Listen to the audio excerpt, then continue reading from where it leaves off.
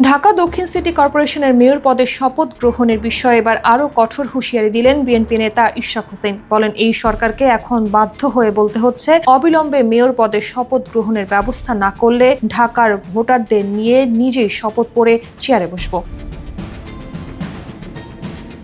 রাজধানীর গুলিস্তানের নগর ভবনের মেয়রদের দাবিতে অবস্থান কর্মসূচিতে অংশ নিয়ে তিনি এই ঘোষণা দেন। এ সময় তিনি বলেন, নগর ভবন কিভাবে চলবে তা ঢাকাবাসী নির্ধারণ করবে। কোনো বহিরাগত উপদেষ্টা বা প্রশাসক দিয়ে এই নগর ভবন পরিচালনা করতে দেয়া হবে না।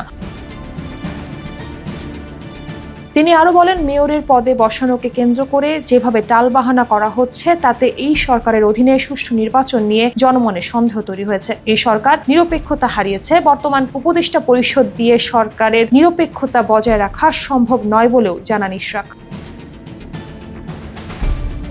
চলমান কর্মসূচির ব্যাপারে ইশরাক বলেন, ঈদ সামনে রেখে জনদুর্ভোগ বিবেচনায় টিএনসিসির মেয়র হিসেবে শপথ পড়ানোর দাবিতে নগর ভবনের সামনে অবস্থান কর্মসূচি স্থগিত করা হয়েছে। ঈদের পরে দুর্বার আন্দোলনের ঘোষণা দেন তিনি।